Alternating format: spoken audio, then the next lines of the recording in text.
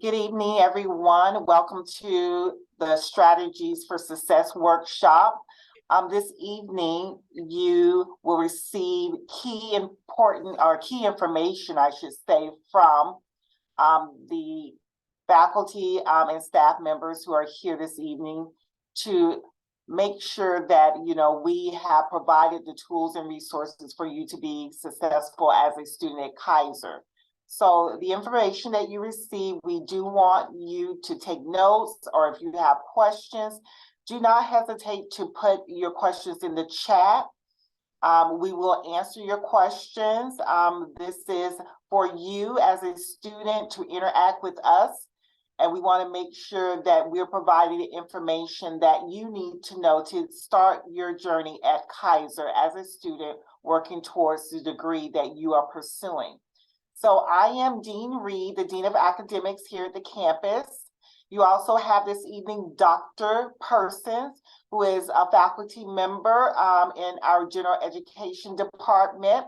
You have Ms. Adams, who is a staff member in our academics department.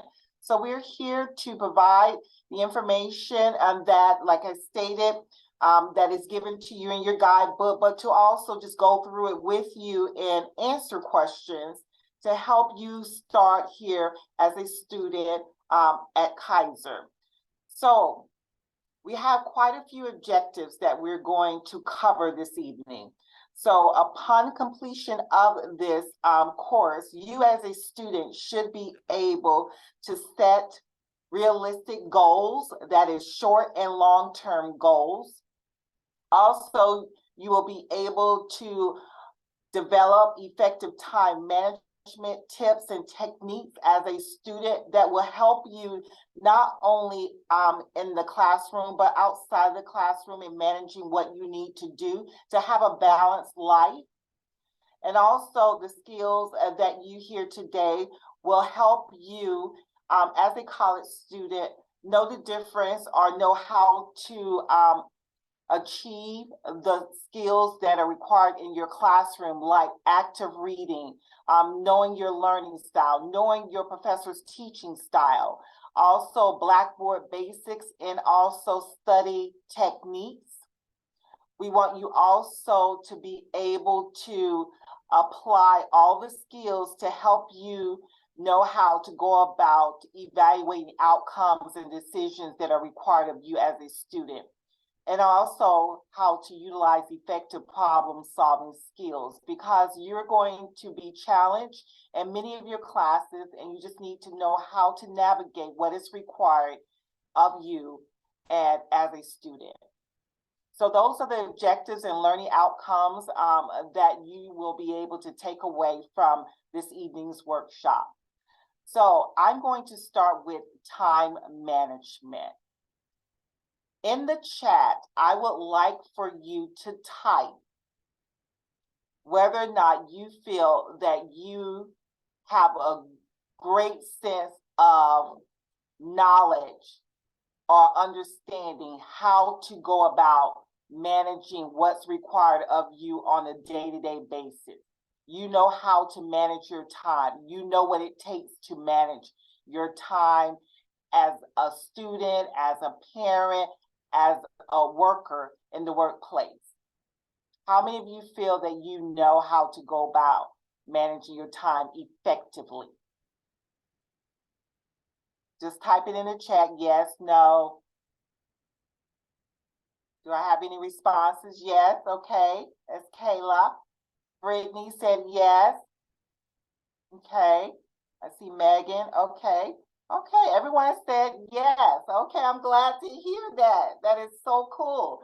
So now, as a student at Kaiser, you will be able to, apply what you've already learned or mastered in managing your day-to-day life. But now you need to incorporate your study time, your classes, what's required of you to be able to fulfill what the professor is asking you to do on a weekly basis. Go on to the next slide, Ms. Adams. So what I would like for you all to do, all of you, when you get a chance, is take a few minutes to go through this activity, how well do you plan? How well do you plan? And what you will do, you will answer the questions, and then you will score yourself based upon the responses that you answer. So the first question, how often do you plan in an effort to keep life from running out of control? So you will answer 1, never, 2, seldom, sometimes 3, often 4, and always 5. So during your spare time, because we're not going to go through all of this evening, that's the reason why we've given you the guidebook, so you can take some time to actually go through it and analyze what you have answered, and then also the outcome from your answers. So do you allow flexibility in your plan? Some of us do, some of us do not. What does that look like from you? All of us are different when it comes to the things that we are responsible for on a day-to-day basis, and how we go about, prioritizing how we basically use our time. So go to the next slide, Ms. Adams, and you'll see what the outcome is. So once you have scored, you have a final score. It states here, if you score 6 through 10, what the plan looks like for you. Your planning skills are in need of improvement. The steps that you need to take, if you're 11 through 15, you're below average. 16 through 20, you're average. 21 through 25, above average. And 26 through 30, excellent. So I encourage all of you to take just a few minutes, whether it's this evening or this weekend, just to do the activities so that you know how to proceed in terms of planning and how much more planning you need to implement to be able to follow through in what you're trying to achieve. Go ahead to the next slide, Ms. Adams. So there are 6 steps that I'm going to cover this evening when it comes to time management. The first one is prioritize. How do you go about prioritizing what's important to you and being able to follow through with everything? Do you use a calendar? Do you basically use the computer or your phone to actually put the information in to make sure that you are, going to your appointments, that you're meeting deadline dates?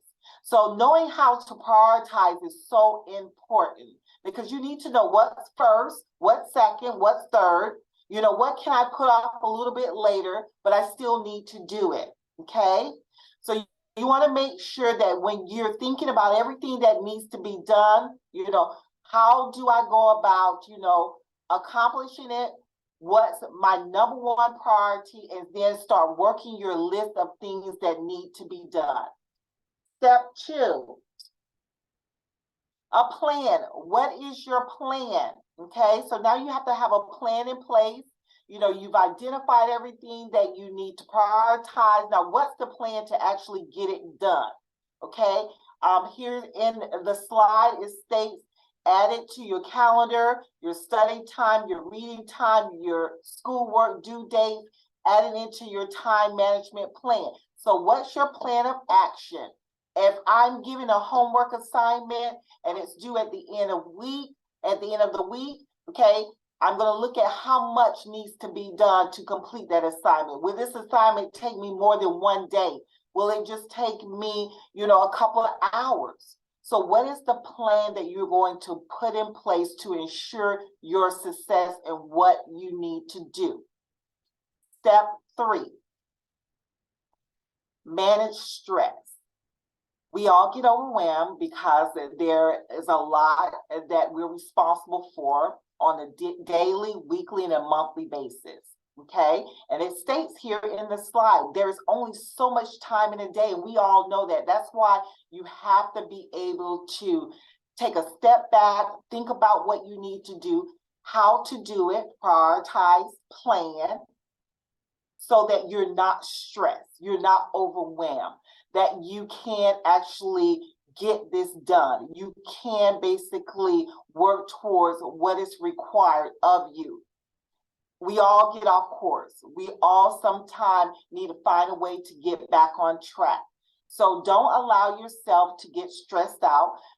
And in order to do that, you have to have a plan in place to follow through so that you are not stressed, and maybe talk it through, or maybe even talk to someone on how you can get what is required of you done. Step 4, goals. When thinking about your goals, I want you to just think about for a few minutes, what's number one? What's your number one priority in terms of what you have set out for yourself to do and achieve as a student? So you want to have realistic goals, okay? You want to have realistic goals, goals that are achievable, okay? Goals that you can actually work towards, and you know that you can do it, and you will put a plan in place to do it. So therefore, you have your long-term goals, you have your short-term goals. In the chat, I would like for you to type, what is a short-term goal for you, starting out at Kaiser as a student? What is a short-term goal? And in the slide, it states a short-term goal is your weekly calendar. You basically may track something that you're working towards just for the week, or it could be for the day. What is a short-term goal that you have set for yourself as a student? Type it in the chat for me. Let me see your responses. Okay, write tests or quizzes for the week or month. Very good, I like that. Okay. Another short-term goal. Maybe your short-term goal as you're starting class on Monday is to log into your course. For those of you who are online, you can log in on Sunday to check to see what's required of you so that you can get a head start. Maybe it's to go to the bookstore, get your book, and maybe start reading the first chapter. So think about the short-term goals, things you need to start working on to get ahead, but you know it's something that's going to be required of you. And you want to go ahead and master that so that you can move forward to a long-term goal. Now, a long-term goal may be something that's going to take you a little bit longer to try and achieve, but it's something that you know you must do and you will do. So I see someone said log on to Blackboard daily. That is a great short-term goal. Log into Blackboard. You may have a message from your professor. You may be required to do discussion posts. You may have a post from a classmate and you may be required to respond. So you want to stay on top of what's required of you in the course. So you're going to make sure you log in daily. Okay. Let's look at let's talk about long-term goals. What is a long-term goal? Long-term goal. I'm hoping everyone would say to graduate from their program, to graduate from Kaiser. I love also that someone stated to pass with an A. So at the end of the term, which is a month, you will earn an A in your class. I love that goal as well. To pass my classes, even my degree, and earn my degree. I love that as well. Those are long-term goals. You're working towards what you have basically mapped out for you to achieve or worked out for you to conquer in terms of your career path. Next slide, Ms. Adams. Step 5, timeline. Now you have prioritized, you plan, you know how to manage stress. You pretty much, have a plan in place. So now what is your timeline? You know your short, long-term goals. What is your timeline? You may have to write it down, okay? So writing, for me, when I write information down on a daily basis, it helps me to keep track of what I need to do, what I need to work towards. A timeline helps keeps you organized. Okay, you can check it off as you're meeting those goals. Some individuals will basically do this on a monthly basis. Some people do it on a weekly basis. Some people update their timeline based upon what they're tracking towards. So just keep that in mind. Someone said, I can't seem to hear. Are you able to hear me, Dr. Persons? I can hear you, yes. Okay. So It maybe looks like they may be on a cell phone, so it might be on their end. okay. All right. Just want to make sure it's not me. So step five is you creating a timeline and using that timeline to track your success. Okay. All right. Thank you for clarifying. I'm on a cell. Okay. On a cell phone, and I can hear. Thank you. I'm glad you can hear. Thank you. Step 6, which is our last step for time management. Go ahead, Ms. Adams. Productivity. Okay. So are you productive, in everything that you set out to do? Okay. That's staying on track, making sure you follow up, making sure you use all of the resources that are available to you. Okay. So are you productive? And you have to sometimes be honest with yourself and say, am I making progress here? Am I following through with what needs to be done? Okay, the slide states here, be sure you have a support system at home or in your neighborhood, a family or friend, someone who you may want to talk to, just to clarify and make sure that what you are doing is working. Okay. Do you know your academic advisor? If you have questions about your program, questions about your schedule, being productive in analyzing the overall big picture and what you need to do as a student to ensure that you're moving forward from one class to the next, and that is towards earning the degree at Kaiser. So that's all I have for time management. Before I pass it over, and I think there may be one more slide, do you have any questions about time management? Okay, so now the end goal. You see, we talked about prioritize, plan, manage stress, goals, timeline, productivity. This will help you towards the end goal, which is to earn a degree. Think about what it is that you must do, because we're all different. Some of us may have to really put a system in place, okay, to be able to balance school, work, okay, and home.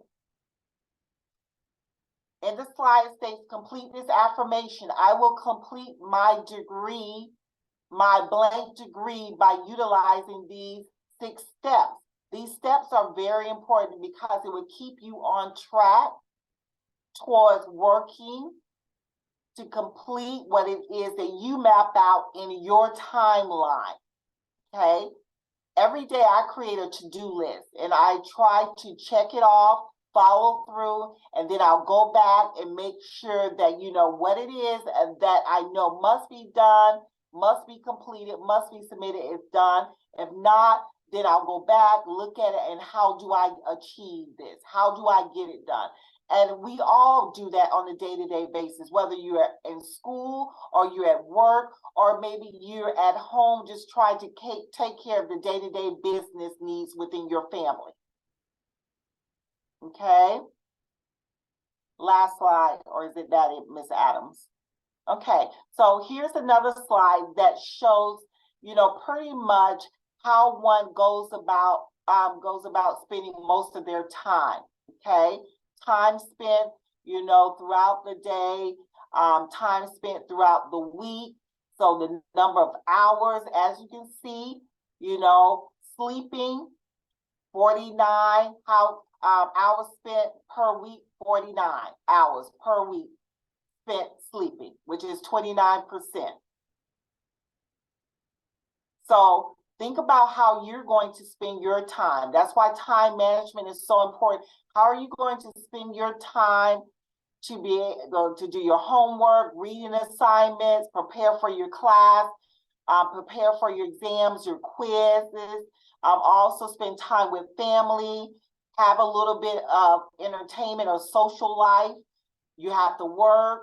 So think about what your time looks like, working towards what needs to be done at home as well as in school, but also earning the grades that you know you must earn so that you can pass all of your classes. Okay, are there any questions for me on time management? All right, so I'm going to pass it on. Is it Ms. Adams? Okay, thanks, Dr. Reed. So I'm just going to talk to you about making a weekly plan. So in the time management section, we went over the different demands that you have on your time and the importance of being able to manage your time so that you can balance all of that. We wanted to give you kind of a look of what that looks like. So in the chat, just real quick, yes or no, or sometimes, how many of you do have a planner or a system that you plan things out, whether it's on the computer or in a planner that you have like a physical copy of, or to-do lists or things like that? How many of you have some kind of a system already? Okay. A couple of you said yes, so the planner, yes, most of you do. Okay, so that's good because it shows that you've already got, a grip on, managing what you've got going on in your lives now. And so you just want to make sure to be able to balance your school obligations with your current life obligations. So if you don't have a weekly plan, or if you, have to maybe brush up on it, or if it's something that maybe you only do sometimes, you might think, well, what do I put in my planner? How do I make it work for me? So you want to make sure that your planner is a place where you can keep track of your tasks and responsibilities, along with, things that you can't forget, such as like appointments, recurring activities, like if you have kids and they have like sports practices or after school activities and things like that. And then also, maybe you need to set a time or a day that's dedicated to go to the grocery store, or, paying bills and things like that. So there's a lot going on, and all of those things can go into your planner. And there's no wrong way to make a plan, as long as your method works for you in a way that you get the benefit of it. There's really no wrong way to do it, but these are just some suggestions. So some things that you can put into your planner, due dates for the week. So each week in Blackboard, you'll have your tasks and responsibilities for that week. So it's a good idea to plan ahead, maybe on the Sunday night prior to each new week. That can be a short-term goal for the evening, is to go through and check all of your due dates for that week and maybe jot them down in your planner. You can also write maybe a to-do list of other important tasks that you need to do. Downloading Office 365, checking your student email, making sure that you can get into your student email account and into your Blackboard, reviewing your course syllabus when it becomes available, viewing your instructors' information, their contact information, office hours, things like that. And then you want to include your personal tasks each day so that you can realistically manage your time. So the key word there is realistically, because it's easy to overextend yourself or maybe take on more than you might, more than you're able to handle, because you are starting something new and you might kind of overbook yourself. But, and again, there's no wrong pace to work with, but you just want to make sure that however you are managing your time, or sort of balancing your time, is realistic for you and for your obligations. So for example, if you work a double shift on Wednesday, you might be too tired to complete your discussion board post. So you want to make a note of that and plan to complete your discussion board post by Tuesday so that you can post it on Wednesday, and then you can rest after after that double shift. Or if you know that you have a test coming up on Friday, you might want to set aside some time throughout the week each evening to make sure that you review your notes and study for the test, so that you are prepared when Friday comes around. And then you want to make sure that your daily work plan matches your due date. So like if you have a quiz, maybe it's a small quiz, but you still want to be prepared for it, then you want to make sure to take time out of your daily plan on Thursday to set aside some time to study for that quiz. On Wednesday to study for the quiz the next day, or maybe, Tuesday and Wednesday to study. And then you can include your short-term goals for the week. So you might have like visiting campus, especially if you're an online student and you want to just come to campus to familiarize yourself with our resources, such as the writing studio, the library, the computer labs, things like that. Maybe you want to set aside a day to do that.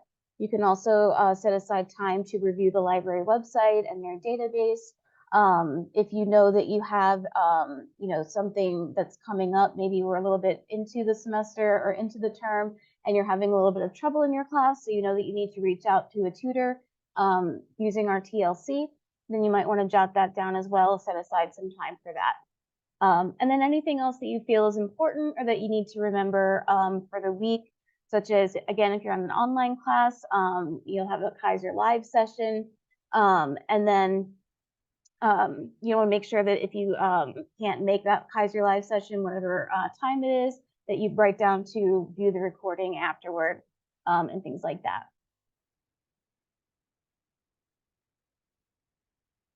Okay, so this is just an example of what a daily plan might look like, and it's not quite loading correctly, I don't think.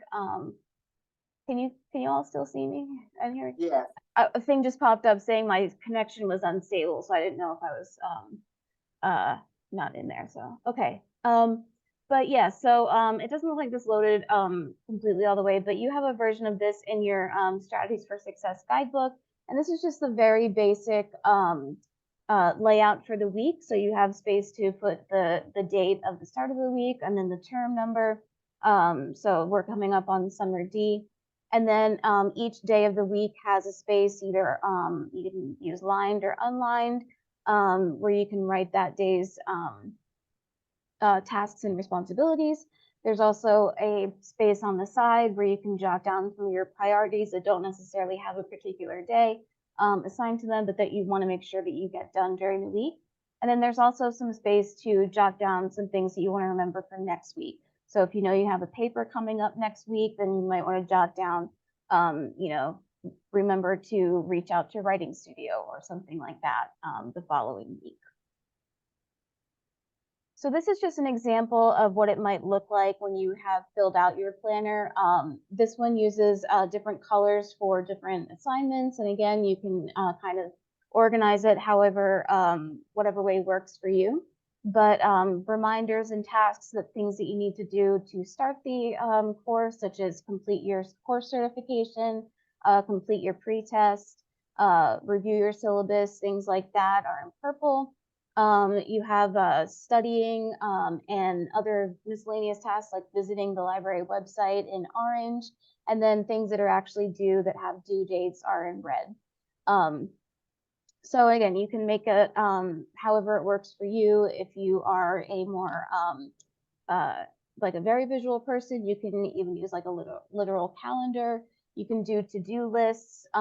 They have lots of different options for planners as far as like if you prefer to write things down by hand, you can do that. You can keep them on your phone, on your computer. They have all kinds of electronic ones that you can get different templates and stuff like that. So there's tons of ways that you can incorporate a planner into your daily life if you don't already use one, and definitely too, if you are one of the ones who uses one now, incorporate school into it so that again, you're realistically managing your time and realistically balancing your goals, your responsibilities, and ultimately remaining successful. And I believe that's all I have for the weekly plan. Does anybody have any questions about that before I pass it on to Dr. Persons? I don't know if you know this. Sorry?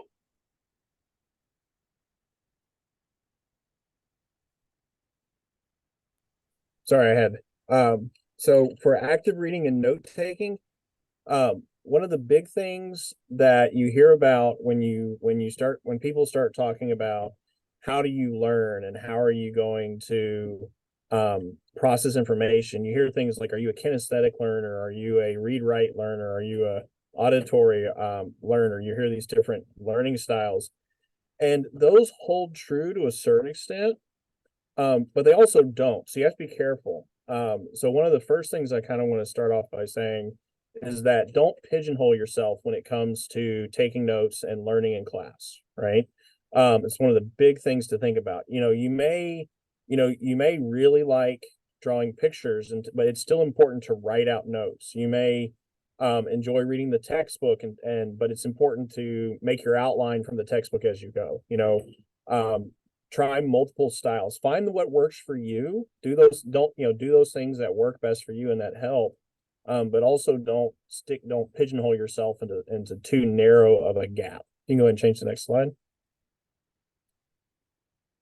So we're going to talk about 5 methods for note taking that really work. The big one is the Cornell method, but just to kind of generally talk about all of them, again, the same thing.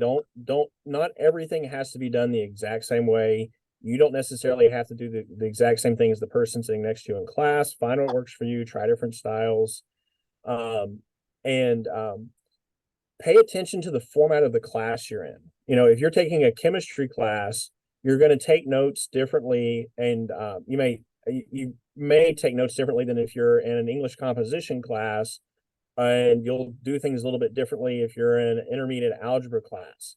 When you get into your core classes where you have more familiarity and the material is more compounding, where what you learned in one class carries over to the next class, to the third class, to the fourth class, and it's very cumulative, you're going to do notes a little bit differently than when you're jumping around from subject to subject in your gen eds, right? And it's like you're entering something that you don't have a background from except from high school or something like that. So be flexible. Flexible is very important. I'm going to change the slide. So when we look at Cornell notes, this is like the big way people say to take notes. This is like, it's broad, it's effective. It requires you to kind of think about what you're writing, either as you're writing it or to have come back to it at a later time. And kind of the idea here is where you see where it says the Cornell notes and note-taking column. You take your paper and you make a line down the left-hand side, and to create a small section on the left, and you make a line on the bottom to make a small section on the bottom, and you kind of cut off the upper right-hand large section. And that's where you put your notes, right? You're not using the entire sheet of paper to take notes in class, right? You're creating this smaller subsection of your piece of paper where you can write down everything as you go, right? And this can be, oh my gosh, my teacher's talking, I have to write down everything I say, which is not ideal, but that's what some people do. It can be, it could be while you're reading a textbook and you're taking notes on the sections as you go, right? It doesn't necessarily have to be in class. It can be taking notes. It can be from studying with friends. You're taking notes in your study session. It can be reading a textbook, whatever method it is. But then either as you're writing this full page or when you come back to your notes later, especially if you're in class, you probably wouldn't have time to do the next two things I'm going to talk about. You'd have just enough time to write down your notes. You come back to this area on the left where you see it says 2 questions. I don't really have a cursor to point here.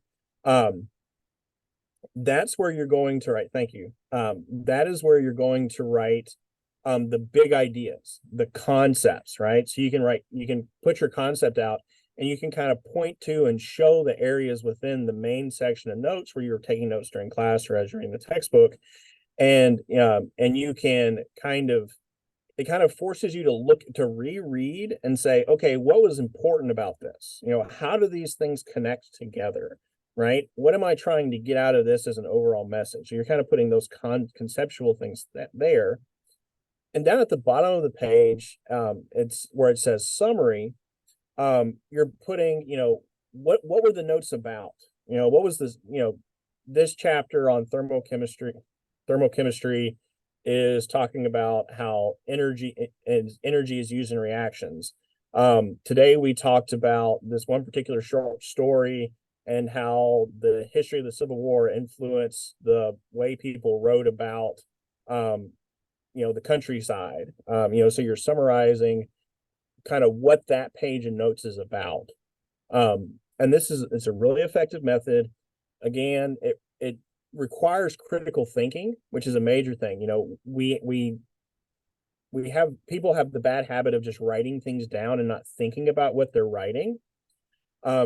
And that's not a good way to study. When you study, you want to have to think about what you're writing, make connections, understand the overarching concepts, understand how things tie together, tie it to what you already know if you can. And this Cornell method is a way to do that. Next slide, please. Another way to do this is with outlines, right? So outlines aren't so good necessarily for during class, but they can be a good way to organize your notes after class. They work really well when you're reading a textbook, and we'll talk about a little bit about that when we do active reading next. It's a good way to just if you're just flipping pages, you're scanning stuff, you're like, I don't know what this is, I don't know what this is, I don't know what this is, and you're kind of get lost. An outline is a good way is a roadmap, right? It's a good way to kind of go through and say, okay, first I talked about this, and here's a couple key points related to that. Okay, and then I talked about this, and here's a couple key points, and I talked about this, and oh wait, this third thing I'm writing, I see where it's tied back to this first thing I wrote, right? Because I'm looking at things very coarsely, very broad, just pulling out the big details. Outlines kind of can help you with organize things, organize your thoughts, see how things are connected. So it's a good way to kind of build your notes, look at your main points, and kind of rehash your notes. Can we flip to the next slide? I'm going to come back. You can also write on slides. So a lot of professors will use PowerPoints of some kind. So they'll go back and forth between writing on the whiteboard and drawing on the whiteboard and then using a PowerPoint slide. So if you print off your PowerPoint slides, a lot of professors will make them available on Blackboard, so you can print them off. And if they're not available, you can always ask to see if they'll give you permission to use them. You can print off the slides and the way where there's 3 slides per page, and they give you lines to write on. And then it creates a timeline. So what you're writing on the slide and on those lines next to the slide is very linearly organized, and it's all tied together. And if it's if the professor wants to write a definition or an example or a problem on the board, then you can kind of put that in the notes with the slide that it ties to, and it keeps the information connected much better. So that might work. So this method might work better. Might be something. It can work with any class, but if you do like a chemistry class or a math class where there's a lot of math, then you can put the examples next to the slide that talks about the concept, right? And then you kind of tie things together, right? The mind map that's next to here, and if you can go back a slide for me, please. The flow chart are kind of tied together, right? So both of these ideas is so the mind map is where you're taking one central thing right in the middle, and everything else branches off, right? The flow chart, flow chart is where you're doing things stepwise. So there has to be options. It can be binary. It can have multiple options, but you're going back and forth between different things. So this works when, especially if you have a class that's more of a synthesis style question or synthesis style class where the teacher's like really emphasizing the big picture, right? So this might work in like a biology class. Or maybe even certain types of like maybe not an English composition class, but maybe an American literature class, this would work, where you can put romanticism and then like as a flow chart, romanticism on top, and then you've got this story over here on the left and this story over here on the right, and the main themes of those stories, and then how do they connect back together, right? As a flow chart. Or you could do romanticism as a mind bubble. You can go back to the next slide if you want. Where you have mind map, where you have that romanticism in the middle, or that biology topic. How does the lung work? right? And that's the center. And you've got alveoli and gas exchange and CO2 and oxygen as all of these things that are coming off, and then how are they connected to each other? And one side can be for anatomy and one side can be for processes, right? So these are ways to kind of just, after you've gone through your notes and it's kind of all fresh in your mind, and you're trying to organize it, and you're trying to make connections, and you're trying to really get information to lock in, you can use the outlines and the mind maps as a way to draw those without really going into detail too much. You can, but usually not. You can make all those connections, and you can see how things are related to each other, right? It's also a good study tool with groups, I have found. I use it in my classes sometimes, where I'll write something on the board and I'll say, okay, come up and tell me how it's connected, right? But you can do this in a study group too. So if it's you and multiple people,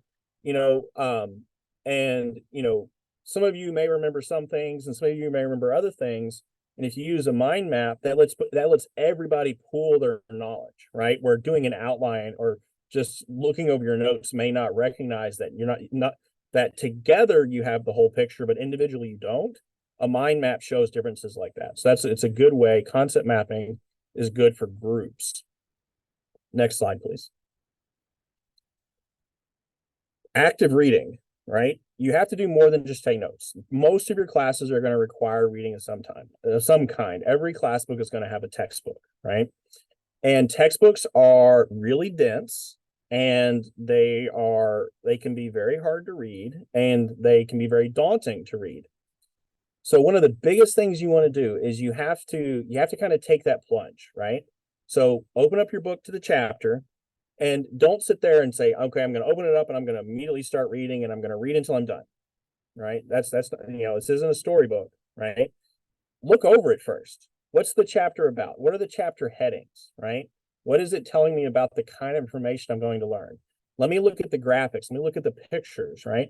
I'm just going to look over the chapter, get that first chance to kind of, gaze along the buffet and see, try and decide if I'm going to take the honey baked ham over the chicken wings, right? I'm going to look over the chapter and kind of see, okay, I know something about that. Oh, I know I'm going to have to spend a little more time on that section. Oh, that graphic is going to be good to help connect information, right? So just kind of look over the chapter and help it kind of, that first glance, realize that the information is processable, right? Get a chance to kind of, calm down a little bit with the information and then read it, right? So glance over it first, preview the text, then read it, right? This also helps prevent people from highlighting the entire book, right? Highlighting only works if you highlight a subset of the information, right? So get you some colors. Same thing with note taking. I forgot to mention this. Same thing with note taking. Use colors. Have one color for definitions. Have one color for concepts. Have one color for, you could even pick a color and say anything the teacher particularly highlighted in the class and I know is going to be on the test. I'm going to put it in that color so I know I learn it, right? Go through and highlight your book. Using, taking your notes as you go, either highlight first and then go back and take notes, or take notes as you go. You can go either way. Read through the chapter in a way that allows you to process the material, and you're not just reading it like it's a story, right? You're processing out the material and understanding what it means as you go, right? Reread if you have to, right? If you read a section and be like, okay, what was that section about? Okay, I got it. Let me go to the next section. If you read a section and you go, okay, what was it about? You're like, I don't know.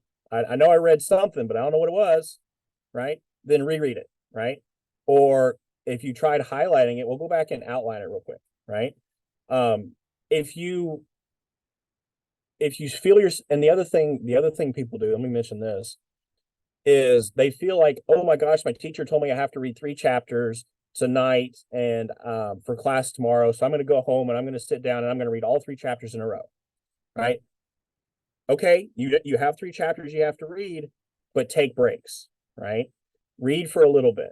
If you feel yourself getting overwhelmed, it's a good place to stop. Otherwise, set a timer for 20 minutes and then take a break. Read for a little bit, go take a walk, let the dog out, talk to your family, call your significant other, do something else for 2, 4, 5 minutes, 20-minute 20 minutes of studying, 5 minutes of break, 20 minutes of studying, 5 minutes of break. Go use the restroom, get a snack, right? Eat a peppermint. Peppermints are good for studying. Dark chocolate's good for that as well, for memory and for cognitive storing memory. And break up your study session, right?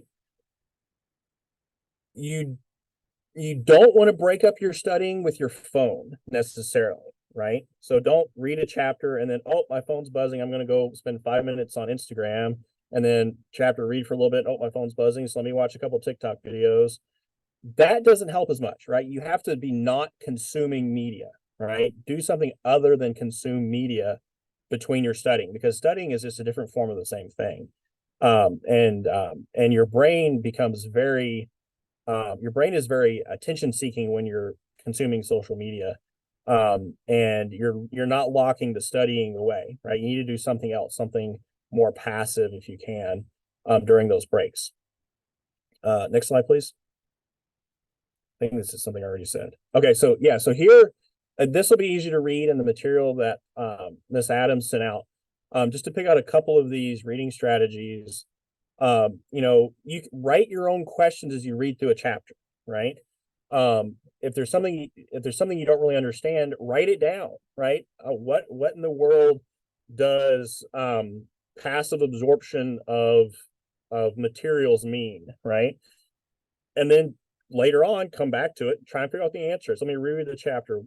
I got those words in that order from somewhere, right? Let me figure out what they mean, right?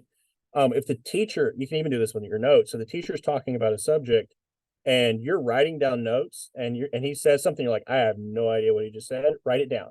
You know, what does I don't know, what is a gerund phrase, and how is it connected to a sentence, right? And then those are questions you can go back and you can answer later, right? You can pull out questions and create your own quizzes as well. But it's also, you know, if you're going through your notes and you're sitting there thinking to yourself, I'm lost, I don't know what it is. You know, it's another way to kind of stop yourself from that downward slide of, oh my gosh, I'm lost. You know, write it down. Okay, here's a break. I'm going to write it down. I've got a question. Now I'm going to move on to the next thing, right? I've set it aside for later. Let me bring myself back up. Let me start reading again, right? Let me start studying again. Let me stay positive as I go. Let me say, you know, I can do this. I do understand. Let me move forward with this, because positive reinforcement is also really important, right? The more lost you are, the more likely you are to negatively reinforce emotions that are going to impede your studying. Build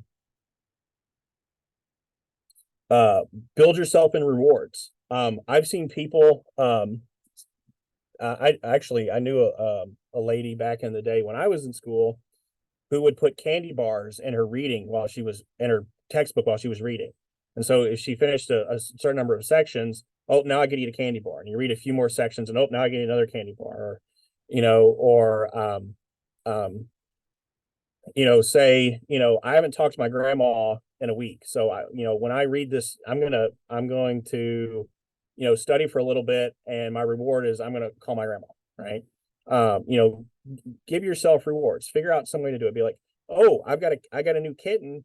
You know, every time I feel like I'm understanding what I'm doing, I'm going to take a break and go pet my kitten, right? Positive reinforcement. Pets are great for that.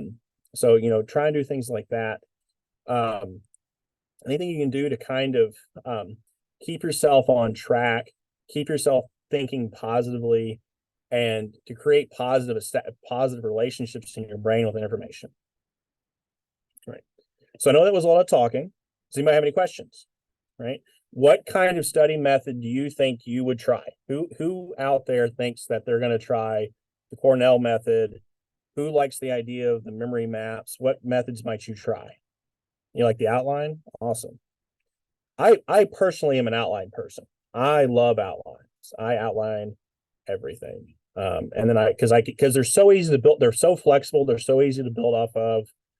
Coming from a research background, outlines work really well for me. I like outlines. I'm an outline person. All right, Daniel's going for the flow charts, the mind maps. Awesome. Yeah, those are fun. And again, like every individual person is going to kind of have their own thing that works for you. If you're really good at making those connections and those associations, then that's a good way to go. That kind of fits with the way you think naturally. It fits with the way you think you do things naturally. Don't fit a square peg into a round hole, right? Go find a round peg, put it in the round hole, right? Stick to what you're good at, right? And here's another thing, right? We here on campus, we are not here to watch you fail. We're here to help you succeed, right? So every one of your teachers wants to give you, they're not going to give you anything. They want you to earn a good grade, right? We're not here to give grades. We're here to help you earn good grades. I teach biology and chemistry. I see this all the time, where students are like, oh, it's hard. I just don't get it. And you have to build the student up, be like, yes, you can do it. Yes, you can. We have a resource here on campus called TLC, for orientation. I know we talked about the Teaching and Learning Center with the TLC. I'm a member of that. One of the things we do, one of the big things I do, probably the most common conversation I have with a student is, how do you study? How can we help you study more effectively? How do you manage time? How can we help you manage time more effectively, right? If you ever have problems with this kind of stuff, you're like, what I'm doing, I just don't feel like it's working.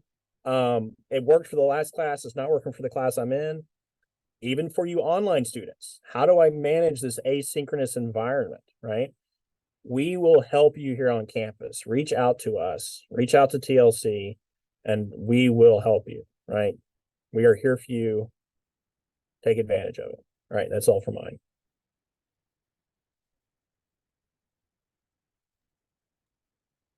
Okay, thanks, Dr. Persons. So now we're just gonna wrap up with a quick Kahoot game. So on your phone or in a new tab or on your computer, however you can manage it, you don't have to download anything. Just go to your internet browser and go to kahoot.it or kahoot.it. If you've never played Kahoot before, it's just a quick game. You're gonna answer multiple choice questions on your phone where you select the right answer. And we've got 5 questions, and we'll just go through those pretty quickly. So just give me a second to change my screen real quick, and then we'll get started.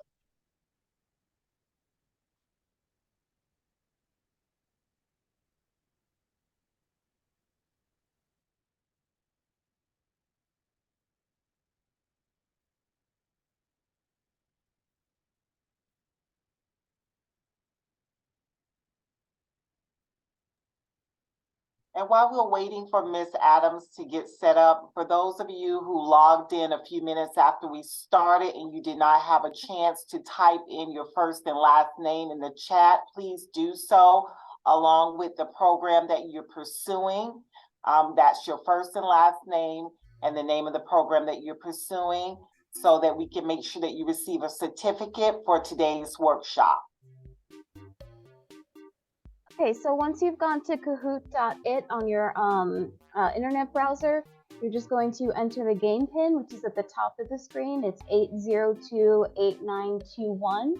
And then you're going to put in your name. And once we've got the majority of the people in, we'll get started.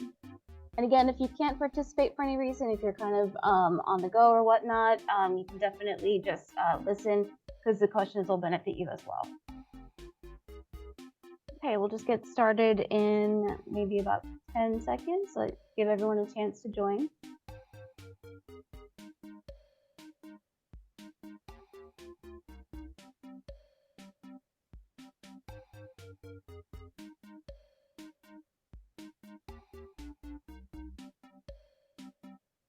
Okay, so we're going to go ahead and start, and the game pin will stay displayed at the bottom of the screen, so you can still join even after we start.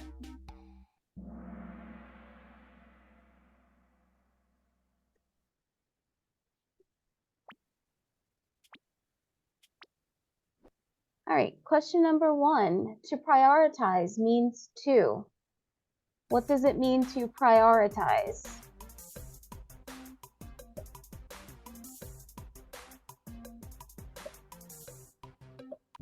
You're going to click the button on your phone that corresponds to the color of the answer. Okay, to give preference to more important tasks and responsibilities. When you're making something a priority, you are making that thing more important than everything else that you have to do. And then you kind of work your way through your tasks from most important to least important, or least urgent. All right. Question number 2, short-term goals are. Short-term goals are.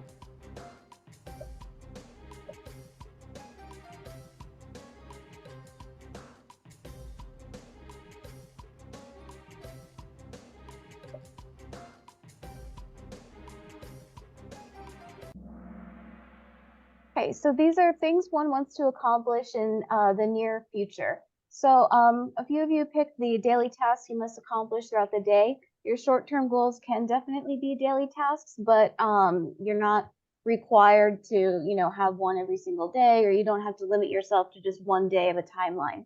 A short-term goal could be to, organize all your notes for the week, or set up your weekly plan, or make sure that you email your instructor if you're confused about anything. So just something that you want to accomplish in the near future, whether it's today or this week or even this month during this class. All right, number 3, true or false, you should communicate regularly with your program director / academic advisor. True or false?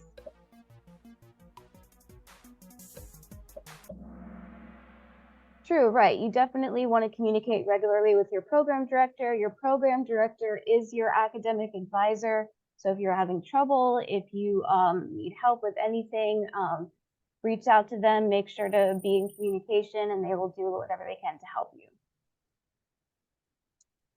Question number 4, which of the following is an effective way of dealing with procrastination? What is an effective way of dealing with procrastination?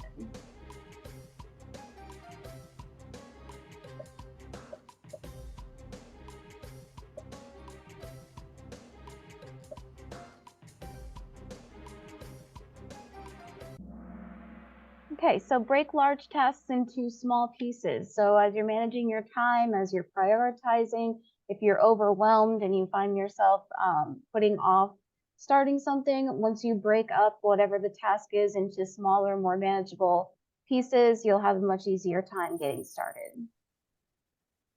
All right, and the final question.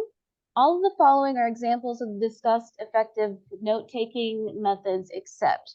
So we talked about all of these methods for taking notes except which one?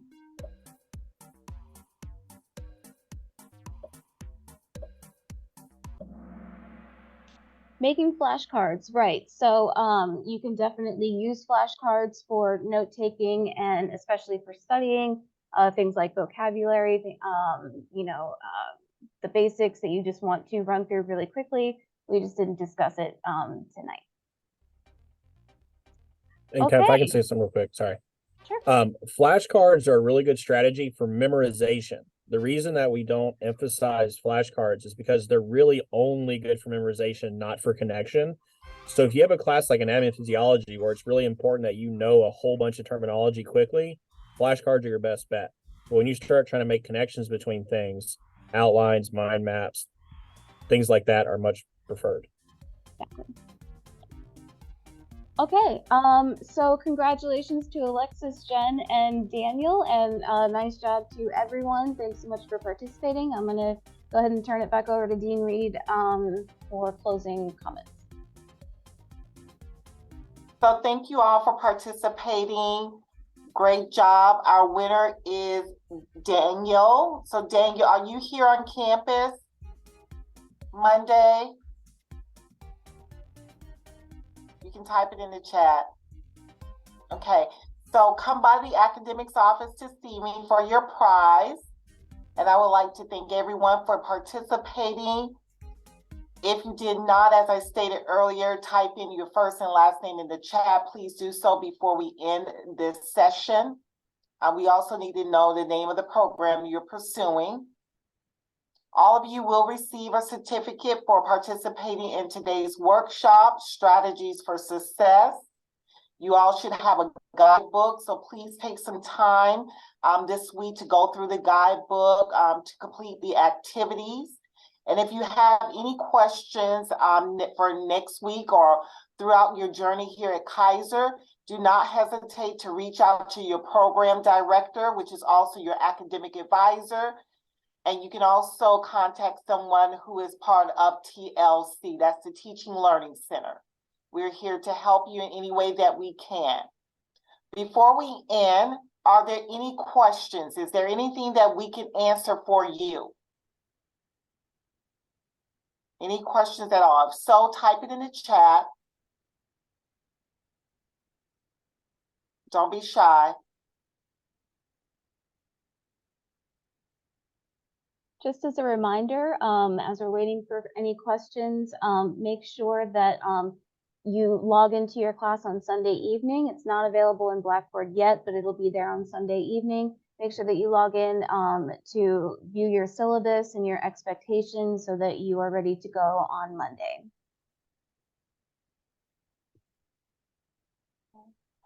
If there are no questions, thank you so much for your time. Have a wonderful evening and welcome to Kaiser. We look forward to seeing you all who are here on campus Monday. If you're not on campus, you will receive an email from your program director or Ms. Adams welcoming you to the summer D term. Have a great evening. Bye-bye, everyone. Have a good night. Good night. Have a good evening.